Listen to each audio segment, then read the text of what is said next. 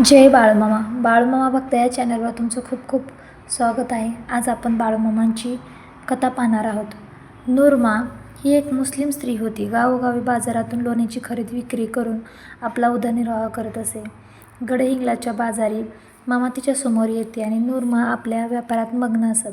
त्यांची पहिल्यांदा झालेली भेट होती. मामा तिला बोलती उद्देशून, बाई, तू व्यापारात वृत्ती ठेव, इमानी ठेव, म्हणजे पुढे जा. आणि पुढे जाताना मागे वळून पाहायचे की आपण अगोदर काय केले होते ते.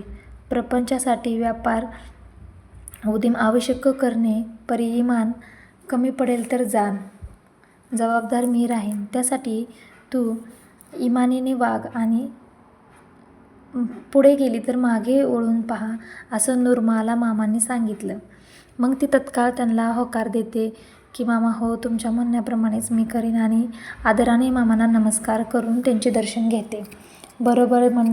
जी मामांच्या बरोबर मंडळी होती त्यांना चहापान करत मग तिच्यावर बाळूमामांचा आशीर्वाद झाला.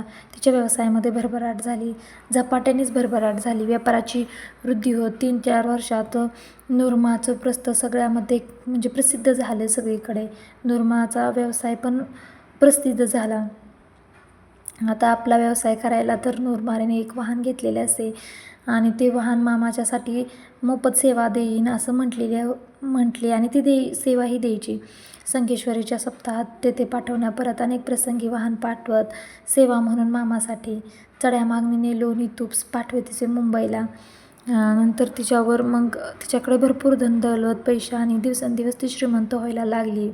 तिनं एक विजयना म्हणून चित्रपटगृहही घेतलेला संकेश्वरमध्ये.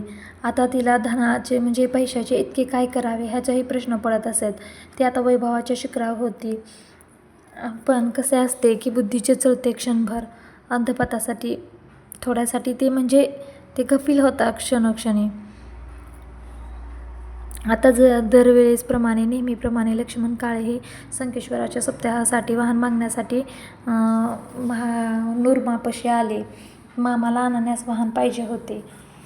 मग त्यावेळी ती मागायला गेल्यानंतर नूरमा म्हणते की आता आम्हाला अतिमहत्त्वाच्या कामाला जायचे आहे, त्यामुळे मी काय आता वाहन देणार नाही, म्हणजे आम्हाला काम असल्यामुळे मी देऊ शकत नाही. हे नूरमाचं उत्तर ऐकून लक्ष्मण काळा निरुत्तर झाला आणि त्यांना मनात आश्चर्य वाटत असे की हीच ती नूरमा इतकी सिंपल होती, म्हणजे इतकी साधी होती की ती आता पुन्हा अशी वागू लागली. पुढे डॉक्टर श्रंगकडे मामासाठी वाहन मिळाले आणि ते मग मामांना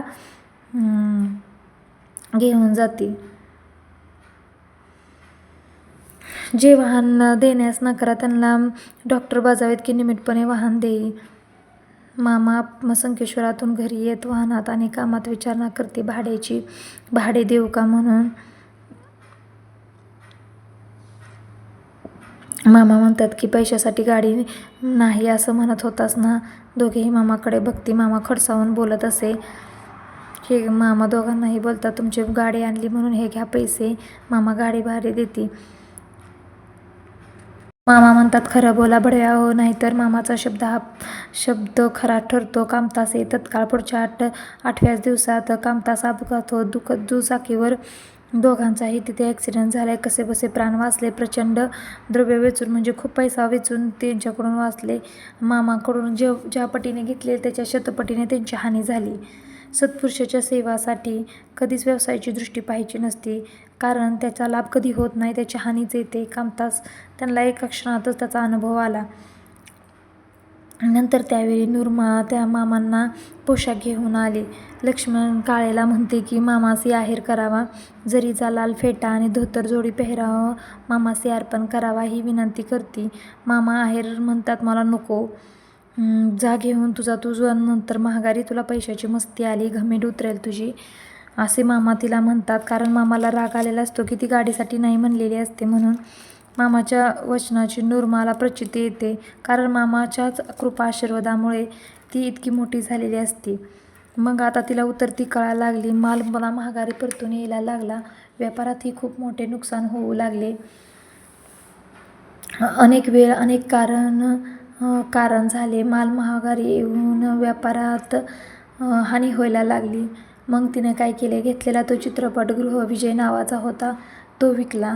नंतर गाडीही विकली, तरीही तिचे नुकसानाची भरपाई झालेली नाही. पुढे काही दिवस गेले. काही दिवसातच ती जिथे प्रारंभी म्हणजे पहिल्यांदा जिथे होती तिथेच आली. ती आपोआपच त्या ठिकाणी आली आणि पुन्हा दारिद्र्य पण आले. त्यासाठी मामाचे वचनाचे तिला विस्मरण झाले. हे जे अंधपाताचे कारण आहे, म्हणजे हे अंधपाताचे कारण आहे. मामा म्हणतात की पुढेही भरभराट झाली असेल तर वारंवार मागे वळून पाहावे की आपण कुठे होतो, कुठून आले. हे मामांनी सांगितले होते. अर्थाचा अतिरिक्त हव्यास कारण होई अनर्थास. उन्मत्तपणास नाशात स्वयंदी आमंत्रण. म्हणजे उन्मत्तपणा केला तर आपला नाश पावतो, हे मामाने सांगितलेलं होतं अगोदरच. हे सर्व ध्यानात ठेवूनच भक्तासी विनवणी करी परोपकारीन. मामाच्या कृपेवन उत्तीर्ण नव्हे कोणी सर्वाथैव. आपली वृत्ती अहंकारी, काय चातुरी कर्तबदारी. आपली वृत्ती अहंकारी ठेवायची नाही आणि चातुरी कर्तबदारी तर करायचीच नाही, असे मामा म्हणतात. ईश्वराच्या इच्छेपुढे मातब्बरी करू नये, काय ती क्षुद्रजीवा मात्राची. म्हणून बाळूमामा सांगतात की कुठेही कितीही भरभराट झाली, तुम्ही कितीही श्रीमंत झाला, कितीही उंच उडू लागला, तर आपले पाय जमिनीशी ठेवावेत आणि देवावरचा विश्वास कायम ठेवावा आणि देवाला विसरू नये. जय बाळूमामा. जय श्री सद्गुरू बाळूमामा.